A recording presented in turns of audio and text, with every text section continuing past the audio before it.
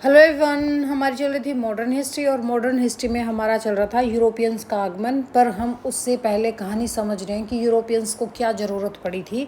तो हमने वहाँ पे समझ लिया था कि यूरोप में कैसे पुनर्जागरण आया, धर्म सुधार आंदोलन कैसे हुए, पूंजीवाद की शुरुआत कैसे हुई।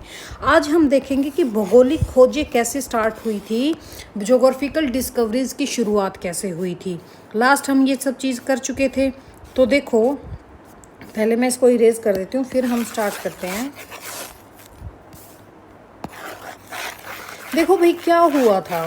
हम सब ने देखा कि सामंतवाद से चीज़ स्टार्ट हुई थी, सामंतवाद से व्यापार की तरफ आए, व्यापार से पुनर्जागरण हुआ, पुनर्जागरण से भौगोलिक खोजें हुई।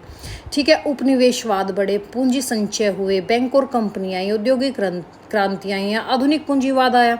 तो आज का हमारा टॉपिक क्या रहेगा कि भौगोलिक खोजें, जो हमारी फिजिकल ज्योग्राफी है, जोग्राफिकल डिस्कवरीज है, वो कैसे हुई। मान लो अगर यूरोप वालों को भारत के मसाले ना चाहिए होते तो शायद वे समुद्र में नई दुनिया खोजने ही नहीं निकलते। और अगर वो खोजने निकले हैं तो यहीं से किस चीज़ की शुरुआत हुई, भौगोलिक खोजों की शुरुआत हुई।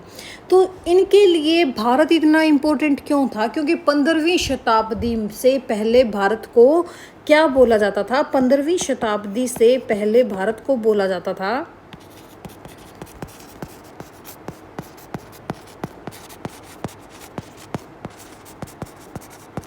क्या बोला जाता था? सोने की चिड़िया बोला जाता था। क्या बोला जाता था? सोने की चिड़िया। किसको बोला जाता था? हमारे भारत को बोला जाता था। भारत से यूरोप क्या क्या जाता था? भारत से यूरोप आपकी जैसे काली मिर्च हो गई, लौंग हो गई, इलायची हो गई, दालचीनी, सूती कपड़ा, रेशम,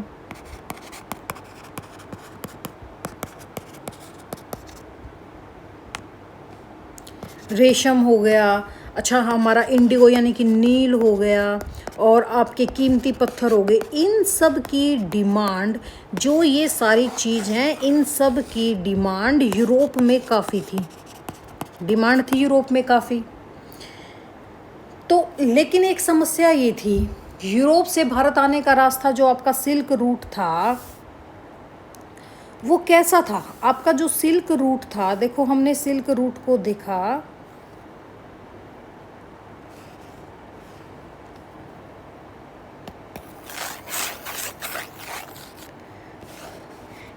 ये हमारा सिल्क रूट था। ये क्या था? ये था हमारा सिल्क रूट। ये रास्ता कई देशों से होके जा रहा है, जैसे आपके कस्तूतुनिया से, बगदाद, ईरान, काबुल, फिर भारत। तो यहाँ पर हर जगह क्या देना पड़ रहा था इनको? Tax, tax, tax, tax. तो जो चीज़ भारत में 10 रुपये की थी, वो चीज़ यहाँ तक जाने में 100 रुपये की होगी। और फिर क्या हो गया? 1453 में हमने लास्ट लेक्चर में भी किया था कि जो ये कस्तूतुनिया है, इस पे ओटोमन तुर्क ने क्या किया? हमला करके कब्जा कर लिया। ओटोमन तुर्क उस टाइम राजा कौन थे? मोहम्मद द्वितीय थे भाई। तो इन्होंने यूरोप और एशिया के प्रमुख व्यापारिक मार्गों पर अपना नियंत्रण कर लिया। यहाँ से क्या हो गया? व्यापार कठिन हो गया, टैक्स बढ़ गया, कई मार्ग असुरक्षित हो गए क्योंकि लूट खसोट हो रही थी। तो यूरोप के व्यापारियों ने क्या सोचा कि क्यों ना भारत तक पहुँचने का कोई नया समुद्री रास्ता खोजा जाए, और यहीं से आपके भौगोलिक खोजों के युग की शुरुआत हो गई। ठीक है, आई गेस इतना आपको समझ में आ गया होगा कि कैसे शुरुआत हुई सिल्क रूट से। भाई सिल्क रूट कैसे महंगा हो गया। और इस चीज़ को मैं छोटी कर देती हूँ, इस इमेज को, और इसको यहाँ पे आपके कॉर्नर में लगा देते हैं। अब देखो आप आगे की कहानी। ये सब चीज़ थी।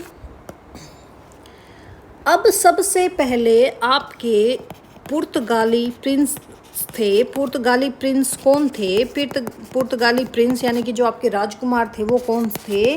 Henry the navigator. जो ये हेनरी द नेविगेटर हैं, इन्होंने समुद्री अभियानों को बढ़ावा दिया। हालांकि ये स्वयं अधिक यात्राओं पर नहीं गए, लेकिन उन्होंने नाविकों को प्रशिक्षण यानी कि ट्रेनिंग, जहाज और आर्थिक सहायता दी। इसी कारण पुर्तगाल समुद्री खोजों में अग्रणी बन गया। तो वहीं से 1492 में क्या होता है, आपके स्पेन के एक यात्री थे जिनको हम कहते हैं क्रिस्टोफर कोलंबस। कौन थे? Christopher Columbus. जो ये क्रिस्टोफर कोलंबस थे, उस टाइम एक खोज हो चुकी थी कि अर्थ हमारी गोल है। तो इन्होंने सोचा कि अगर मैं पश्चिम साइड से यात्रा शुरू करूं तो ओवियस बात है, धरती गोल है, पृथ्वी गोल है, तो मैं घूम फिर के पूर्व दिशा में चला जाऊंगा और वहाँ पे मैं भारत को खोज लूँगा। लेकिन वास्तव में ये कहाँ पहुँचे? ये पहुँचे आपके अमेरिका। पहुँचने वाले पहले आदमी थे। यहाँ के इस भ्रम के कारण ये वापस चले गए भाई अमेरिका से, और वहाँ के लंबे समय तक वहाँ के जो मूल निवासी थे अमेरिका के, उनको क्या कहा? इंडियन। वैसे ही फिर 1495 में क्या हुआ? अमेरिगो थे। अमेरिगो भी इस यात्रा पर निकले। अमेरिगो जब इस यात्रा पर निकले तो इन्होंने देखा कि भाई ये तो इंडियंस हैं ही नहीं, ये तो भारत ही नहीं है। तो अमेरिगो के नाम पे अमेरिका नाम पड़ा था, कोलंबस के नाम पे अमेरिका नाम नहीं पड़ा था। खोजा तो कोलंबस ने था, लेकिन अमेरिका नाम अमेरिगो के नाम पे पड़ा था। फिर क्या होता है? फिर आपके 1498 में एट लास्ट सफलता किसको मिलती है? आपके वास्को द गामा को सफलता मिलती है।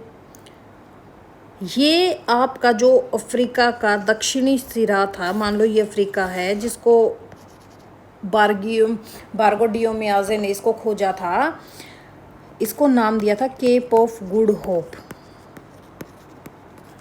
ठीक है, यहाँ तक ये पहुँचे, होकर भारत इनको भेजा। 1498 में ये कहाँ पहुँचा? आपके कालीकट, जो आज का क्या जगह है? कोझिकोड है। कौन सी जगह आज के दिन? वो कोझिकोड जो केरल में ना, उसको पहले क्या बोलते थे? कालीकट। यहाँ पहुँच गए और पहली बार जब यूरोप से भारत का सीधा समुद्री मार्ग यहाँ पे स्थापित हुआ। फिर क्या हो गया भाई? आपके यूरोप में स्टार्ट हो गई होड़। होड़ समझते हो ना? एक के बाद एक यूरोपियन शक्तियाँ भारत आने लगी। जैसे पहले पुर्तगाली आए, पुर्तगाली के बाद आपके डच आए, डच के बाद क्या आए? आपके अंग्रेज आ गए, अंग्रेज के बाद आपके डेनिश आ गए, और डेनिश के बाद हमारे कौन आए? फ्रांसीसी आ गए। ये आए थे भारत में। शुरुआत किससे हुई? व्यापार से, लेकिन बाद में उन्होंने राजनीति में हस्तक्षेप किया और कई क्षेत्रों पर अपना नियंत्रण स्थापित कर लिया।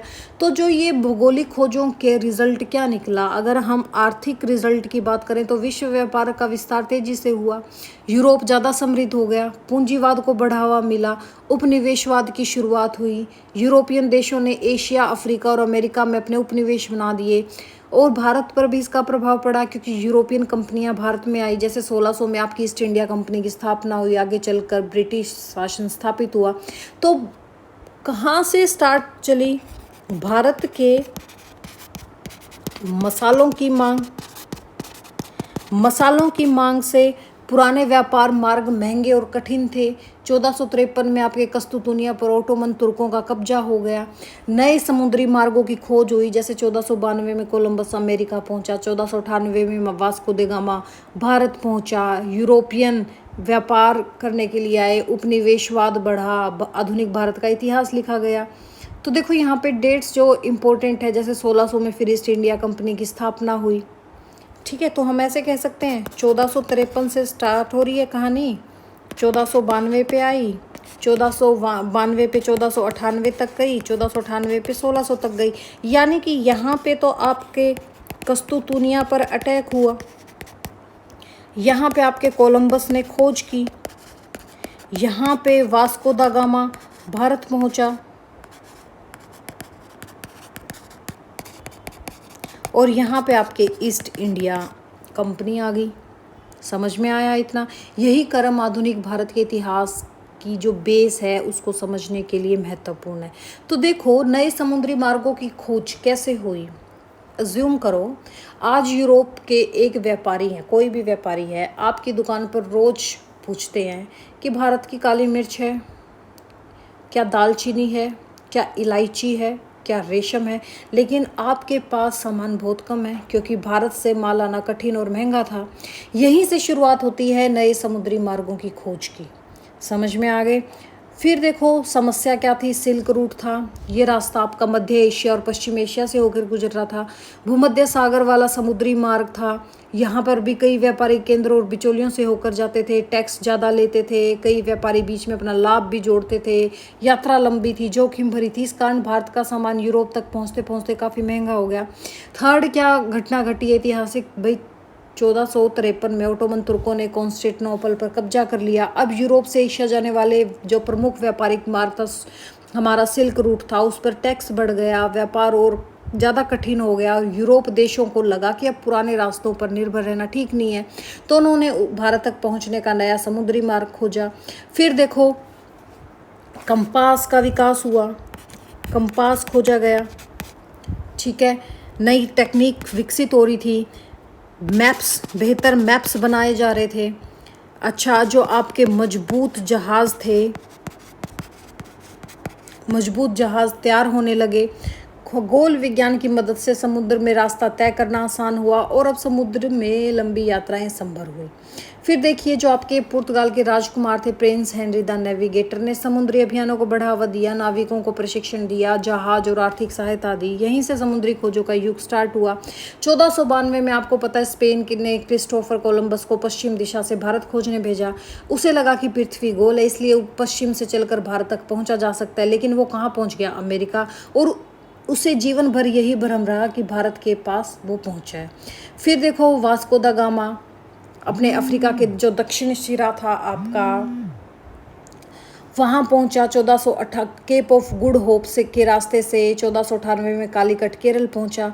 और यही हमारे हिस्ट्री की सबसे इम्पोर्टेंट समुद्री उपलब्धियों में से एक थी, क्योंकि अब यूरोप भारत के बीच सीधा समुद्री व्यापार शुरू हो गया। अब क्या था? अब दुनिया बदल गई थी। वास्को द गामा सफलता के बाद भाई पुर्तगाली भारत आए, फिर डच आए, फिर अंग्रेज आए, फिर डैनिश आए, फिर फ्रांसीसी आए। पहले व्यापार हुआ और फिर किले बने, फिर राजनीतिक हस्तक्षेप हुआ और अंततः आपके उपनिवेशिक शासन स्टार्ट हो गया था।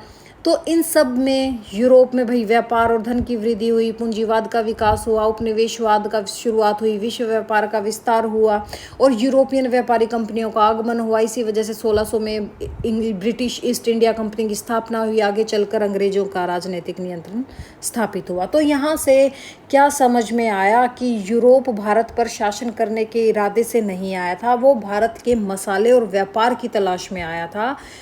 लेकिन व्यापार से शुरू हुई यह यात्रा धीरे धीरे राजनीति, साम्राज्यवाद और लास्ट में ब्रिटिश शासन में बदल गई। यही कारण है कि नए समुद्री मार्गों की खोज आधुनिक भारत के इतिहास की सबसे महत्वपूर्ण प्रारंभिक घटनाओं में गिनी जाती है। फिर बात देखो, इतनी आपको समझ में आ गई, समुद्री मार्गों की खोज होगी। फिर हम बात करते हैं उपनिवेशवाद का उदय हुआ। भाई जो आपका उपनिवेशवाद था उसका उदय हो गया। अगर आप मान लो, अगर आपके शहर में एक अमीर बाजार हो, रिच मार्केट हो, जहाँ सस्ता सामान मिले और उसे बेचकर बहुत पैसा कमाया जा सकता है, तो क्या दूसरे व्यापारी वहाँ नहीं आएंगे? यही बात आपके 15वीं 16वीं शताब्दी में यूरोप और एशिया, विशेषकर भारत के साथ हुई।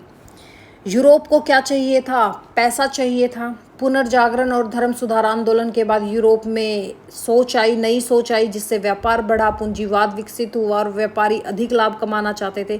लेकिन यूरोप में कई वस्तुएं नहीं मिलती थी, इसलिए उनकी नज़र एशिया, विशेषकर किस पे आई? भारत पे।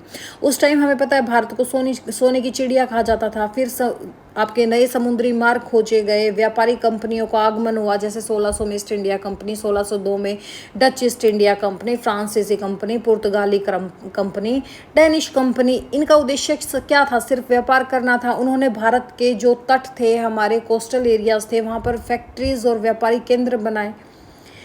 और फिर धीरे धीरे कंपनियों ने देखा कि यदि शासकों पर हमारा प्रभाव होगा तो व्यापार अधिक लाभदायक होगा।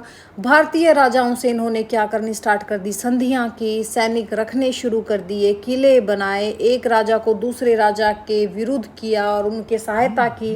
अब केवल व्यापार नहीं रहे थे, अब राजनीति में भी इनका हाथ हो गया था। तो यहीं से साम्राज्यवाद की शुरुआत हुई। जब कंपनियां शक्तिशाली हो गई तो उन्होंने क्षेत्रों पर कब्जा करना स्टार्ट कर दिया। इसमें सबसे बड़ी कहानी कब आती है, जब आपका 1757 में क्या होता है, प्लासी का युद्ध स्टार्ट होता है। इसके बाद अंग्रेजों ने क्या किया, आपका जो बंगाल था, बंगाल पर अपना प्रभाव स्थापित किया और धीरे धीरे पूरे भारत पर नियंत्रण किया। उपनिवेशवाद है क्या, उपनिवेशवाद मैं आपको पहले भी समझा चुकी हूँ कि what is the mean of उपनिवेशवाद। कॉलोनियलिज्म क्या था, कॉलोनीज क्या थी। देखो उपनिवेशवाद क्या था, क्वेश्चन ये आ जाए, उपनिवेशवाद क्या था, इसके उद्देश्य क्या थे, क्या उद्देश्य थे इसके। सबसे पहला उद्देश्य था भाई कच्चा माल प्राप्त करना, यही उद्देश्य था सबसे पहला। जहाँ कच्चा माल जैसे आपका कपास हो गया, मसाले हो गए, नील हो गया, चाय होगी। दूसरा, जो ये वहाँ पर ले जाके कच्चा माल, तैयार माल के लिए अब इनको क्या चाहिए थे, अब इनको बाजार चाहिए थे, क्योंकि यूरोप के कारखानों में बने सामान को उपनिवेश में बेचना था। थर्ड क्या था, धन और लाभ कमाना था, धन ज़्यादा कमाना था, लाभ कमाना था। फिर क्या थी, अपनी राजनीतिक शक्ति को बढ़ाना था।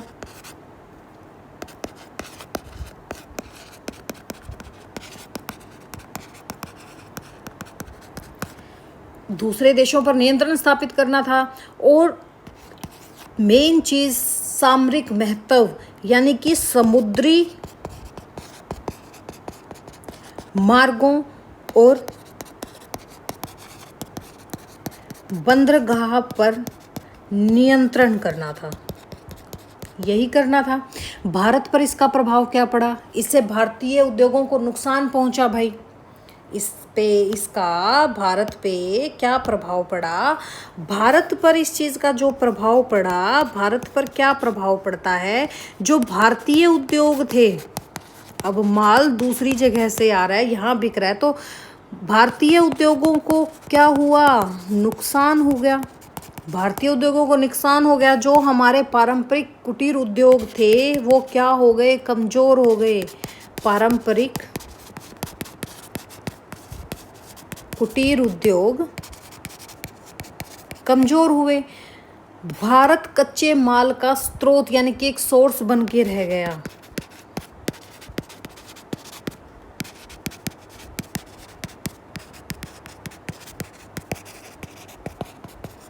स्रोत बन गया। ब्रिटेन से बने सामान का बड़ा बाजार भारत में बन गया और 200 साल तक ब्रिटिश शासन यहाँ पे रहा। समझ में आया कि कैसे क्या क्या चीज़ हुआ। 1757 में जैसे प्लासी का युद्ध हुआ तो अंग्रेजी राजनीतिक प्रभुत्व की शुरुआत हुई। आपका 1764 में बक्सर का युद्ध हो गया तो अंग्रेजों की शक्ति और मजबूत हो गई।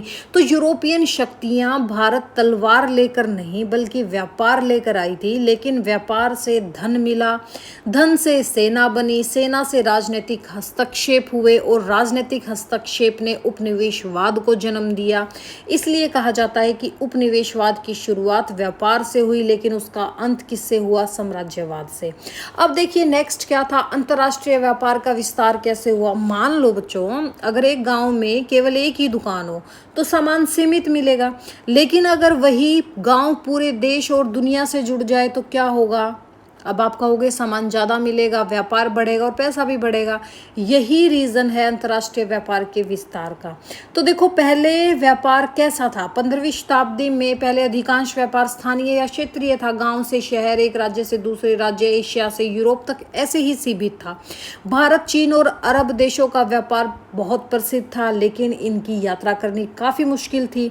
भारत और पूर्वी देशों का आकर्षण किस वजह से हुआ, यूरोप के लोग भारत और चीन से, जैसे मसाले हो गए, आपका रेशम, सूती वस्त्र, चीनी मिट्टी के बने बर्तन जिसको हम पेर्सिलेंस बोलते हैं, चाय हो गए, कीमती पत्थर हो गए, यूरोप में इनकी काफ़ी डिमांड थी। और पुराने व्यापार मार्गों में समस्या थी। भारत तक पहुंचने के लिए व्यापारियों को कई देशों से गुजरना पड़ता था, हर जगह टैक्स देना पड़ता था। जैसे फिर 1453 में आपके ओटोमन्स तुर्कों ने आपके कस्तूतुनिया पर कब्जा कर लिया। अब व्यापार और भी ज़्यादा कठिन हो गया था, तो यूरोप ने नया रास्ता खोजने का फैसला किया। इसमें आपके 1492 में कोलंबस अमेरिका पहुंचा, 1498 में वास्को दा गामा भारत पहुंचा। अब यूरोप और एशिया सीधे समुद्र के रास्ते जुड़ गए और यहीं से अंतर्राष्ट्रीय व्यापार में क्या आई, कंपनी आई। फिर जैसे व्यापारिक कंपनियों का उदय हुआ, यूरोप के जितने भी देश थे वहाँ से बड़े बड़ी कंपनियां बनाई गई। जैसे आपकी अंग्रेज ईस्ट इंडिया कंपनी थी, डच ईस्ट इंडिया कंपनी थी, फ्रांसीसी ईस्ट इंडिया कंपनी थी। इन कंपनियों ने बंदरगाह बनाए, गोदाम बनाए, व्यापारिक केंद्र स्थापित किए और अब दुनिया एक दूसरे से जुड़ने लगी थी। अब व्यापार केवल भारत और यूरोप तक सीमित नहीं रहा। यूरोप ने व्यापार बढ़ाया, एशिया, अफ्रीका, अमेरिका, दुनिया के अलग अलग महाद्वीप व्यापार के माध्यम से जुड़ गए। नई वस्तुओं का आदान प्रदान हुआ। जैसे अमेरिका से यूरोप तक क्या जाता था, अमेरिका से यूरोप तक आपके आलू हो गया, आलू, टमाटर, मक्का, तंबाकू, कोको, ये सब चीज़, सोना, चांदी, ये सब चीज़ अब अमेरिका से यूरोप जाने लगी। और भारत और एशिया से यूरोप में क्या गया, भारत और एशिया से यूरोप में जैसे आपके मसाले, कपास, रेशम, चाय, नील, इससे पूरी दुनिया की खान पान, खेती और व्यापार व्यवस्था ही बदल गई थी।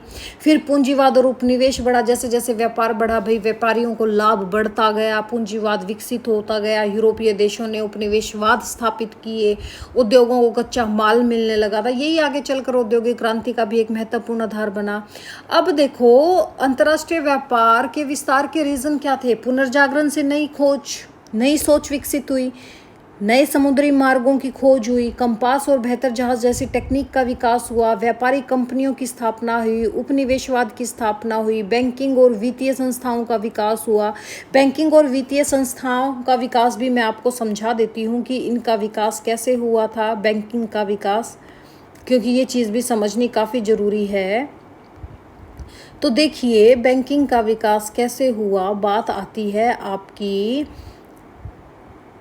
अगर हम बात करें 11वीं शताब्दी की, 11वीं शताब्दी की बात करें तो उस समय आज की तरह आधुनिक बैंक नहीं थे, मॉडर्न बैंक नहीं थे, लेकिन इटली में, आपका जो इटली है, यहाँ पर सबसे पहले बैंकिंग संस्थाएं बनी।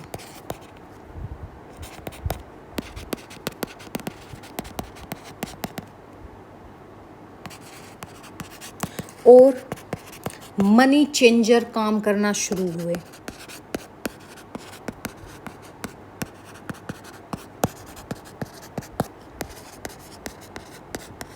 कब? 11वीं और 12वीं शताब्दी के बीच में। अगर हम 11th और 12th सेंचुरी की बात करें तो उस टाइम मॉडर्न बैंक्स तो आपके नहीं थे, लेकिन इटली में सबसे पहले बैंकिंग संस्थाएं और मनी चेंजर काम करना शुरू कर चुके थे। जैसे सबसे पहले अगर हम बात करें 1157 की, तो 1157 ईस्वी में अगर हम जोड़ें तो यहाँ पे बैंक बना, बैंक ऑफ वेनिस। कौन सा बैंक बना?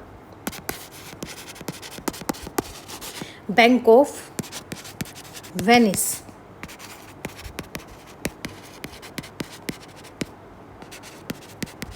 क्योंकि वेनिस क्या था? उस टाइम पे आपका प्रमुख व्यापार का केंद्र था। अब कई जो हमारे पुराने रिसोर्सेज हैं वो इसको 1157 ईस्वी से जोड़ते हैं, जबकि हमारे, अगर हम मॉडर्न रिसर्च की बात करें तो औपचारिक सार्वजनिक बैंक बाद में विकसित हुए थे, पहले नॉर्मल बैंक स्टार्ट हुए थे। पर कुछ प्रारंभिक जो हमारी बुक्स हैं उसमें 1157 ईस्वी का हमें उल्लेख मिलता है। फिर देखो, जैसे 1157 में ये हुआ, फिर आपका 1119 ईस्वी में एक था नाइट्स टेम्पल्स। क्या था? नाइट्स टेम्पलर था, सॉरी टेम्पलर, नाइट्स टेम्पलर। क्या था? Knights templar. जो ये नाइट्स टेम्पलर है लगभग 1119 ईस्वी में, ये कोई बैंक नहीं था, बल्कि ये क्या थी? ये था आपका एक धार्मिक सैन्य संगठन। क्या था? धार्मिक सैन्य संगठन था, लेकिन ये यात्रियों और व्यापारियों का धन सुरक्षित रखता था, अपने पास जमा स्वीकार करता था और एक स्थान से दूसरे स्थान तक धन के सुरक्षित हस्तांतरण की सुविधा भी देता था, ट्रांसफर करने की फैसिलिटी देता था। इसीलिए इसे प्रारंभिक बैंकिंग व्यवस्था का अग्रदूत माना जाता है। फिर अगर हम बात करें 1100 के आसपास, जैसे इटली के जो आपके नगर थे, इटली के नगर कौन कौन से, मैंने आपको पहले भी इन तीनों का नाम बताया था, जो मेन केंद्र थे इनके व्यापार के, जैसे आपका वेनिस हो गया, जिनेवा हो गया और आपका फ्लोरेंस हो गया, फ्लोरेंस था जैसे आपका। तो 1100 के आसपास, 1100 ईस्वी के आसपास यहाँ से मनी चेंजर, जिसको हम क्या बोलते हैं हिंदी में, शर्राफ, क्या बोलते हैं हिंदी में इसको, मनी चेंजर को शर्राफा कुछ करके, हाँ हाँ ठीक है, शर्राफ बोलते हैं इसको, शर्राफ। और व्यापारिक ऋण देना, मुद्रा बदलना और व्यापार का वित्त पोषण करने लगे ये लोग। इन्हीं गतिविधियों ने आगे चलकर मेडिची बैंक जैसे बैंक विकसित किए, जैसे 1397 में जो आपका मेडिची बैंक हुआ। तो आप क्या कह सकते हो कि 1119 ईस्वी में तो आपका कौन सा था, नाइट्स टेम्पलर था, इसकी स्थापना थी, प्रारंभिक बैंकिंग सुविधाएं। 1157 में बैंक ऑफ वेनिस, जो काफ़ी आपकी कॉम्पिटिटिव एग्जाम्स में इसका उल्लेख हमें मिलता है। फिर 1397 में विकास होता है मेडिची बैंक का। ये तीनों आपके कहाँ थे, ये इटली के किस जगह थे, आपके वेनिस में। फिर 1407 में आपका बैंक ऑफ सेंट जॉर्ज आया जिनेवा में, इटली में ही है ये भी।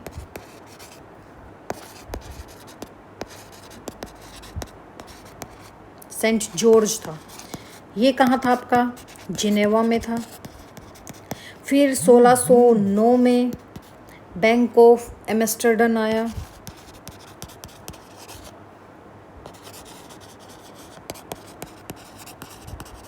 फिर 1494 में बैंक ऑफ इंग्लैंड बना। ठीक है, ये थी हमारी बैंकिंग की कहानी।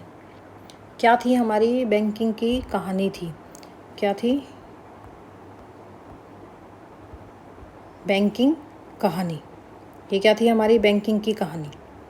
ठीक है, आई गेस आपको इतना अच्छे से समझ में आ गया होगा कि बैंक की क्या कहानी थी। तो देखो हम कहाँ तक आगे थे, हमारा पुनर्जागरण हो चुका, हमारा धर्म सुधार आंदोलन हो चुका, पूंजीवाद का विकास हो चुका, भौगोलिक खोजों की शुरुआत हो चुकी, नए समुद्री मार्गों की खोज हो चुकी, उपनिवेशवाद का उदय हो चुका, अंतर्राष्ट्रीय व्यापार का विस्तार हम कर चुके। तो आई गेस अब आपको अच्छे से समझ में आ गया होगा कि कहाँ से क्या चीज़ की शुरुआत हुई। समझ में आ गया कि कहाँ से क्या चीज़ हुआ और यहाँ से हम क्या निष्कर्ष निकाल सकते हैं। यहाँ से हम निष्कर्ष निकाल सकते हैं कि भाई 15वीं शताब्दी को आधुनिक युग का प्रारंभ इस वजह से माना जाता है। ठीक है, अब देखो नोट्स करते हैं आज हम। 15वीं शताब्दी से पहले यूरोप की स्थिति क्या थी, सारा रिकॉल हो जाएगा आज जितना हमने अभी तक किया है। आज हम जिस यूरोप को विकसित, वैज्ञानिक और आधुनिक देखते हैं वो हमेशा ऐसा नहीं था। एक समय था जब यूरोप दुनिया के सबसे पिछड़े क्षेत्रों में गिना जाता था। लगभग 1400 ईस्वी यानी कि 15वीं शताब्दी से पहले यूरोप की यात्रा करते थे। ये एक यूरोप का एक अंधकार में यूरोप था, डार्क एज चल रही थी उस टाइम यूरोप में। आज 14वीं शताब्दी के यूरोप के एक गांव में रहते हैं, मान लो चारों ओर छोटे छोटे गांव हैं, कच्चे रास्ते हैं, ना बिजली है, ना कोई मॉडर्न एजुकेशन है, अधिकांश लोग खेती करते हैं, लोगों की दुनिया उनके गांव तक ही सीमित है। तो यही आपका मिडवेल यूरोप का इतिहास है। फिर बात आती है कि भाई सामंत छोटे छोटे राज्यों में विभाजित था, राज्यों के बीच लगातार युद्ध होते रहते थे, कोई शक्तिशाली राष्ट्र नहीं था। ठीक है, सामंतवाद का युग था, यूरोप में सामंतवाद था। जो यूरोप का सामंतवाद था, हम पहले भी कर चुके हैं। यूरोप का सामंतवाद आपके 4 पार्ट्स में डिवाइड था। 4 पार्ट्स कौन कौन से थे? सबसे पहले आपका राजा होता था, राजा से नीचे आपका सामंत यानी कि जो आपका जमींदार था वो होता था। जमींदार से नीचे आपके नाइट्स होते थे यानी कि जो सैनिक थे उनको हम क्या बोलते थे? नाइट्स बोलते थे। और फिर आपके क्या आते थे? फिर आपके आते थे किसान। क्या आते थे? किसान। और किसान क्या करते थे? खेती करते थे, लेकिन ज़मीन उनकी नहीं होती थी। उन्हें अपनी उपज का बड़ा हिस्सा सामंत को देना पड़ता था, इसलिए अधिकांश किसान गरीब थे। चर्च सबसे बड़ी शक्ति थी इनकी। चर्च क्या था? चर्च का प्रभाव ज़्यादा था, ज़्यादा शक्ति थी। उस समय चर्च केवल पूजा की जगह नहीं थी, शिक्षा देता था, न्याय करता था, समाज के नियम तय करता था, राजा तक को प्रभावित करता था। लोग मानते थे कि पोप की बात ही क्या है, लास्ट सच है। कई लोग क्वेश्चन पूछने से भी डरते थे। ठीक है, वैज्ञानिक विचारों का विरोध किया जाता था। फिर वहाँ पे क्या थी? एजुकेशन की कमी थी भाई। आज के तरह स्कूल और यूनिवर्सिटीज़ हर जगह नहीं थे, बहुत कम लोग पढ़े लिखे थे। पुस्तक हाथ से लिखी जाती थी, इसलिए वो महंगी थी। सामान्य लोगों तक ज्ञान नहीं पहुँच पाता था। विज्ञान की स्थिति अच्छी नहीं थी। उस समय वैज्ञानिक सोच कम थी। अगर कोई नई बात कहता था तो उसे संदेह की नज़र से देखा जाता था। ठीक है, तो आई गेस इससे नेक्स्ट का करेंगे हम नेक्स्ट लेक्चर में। तो चलो मिलते हैं नेक्स्ट में। Thank you, have a nice day.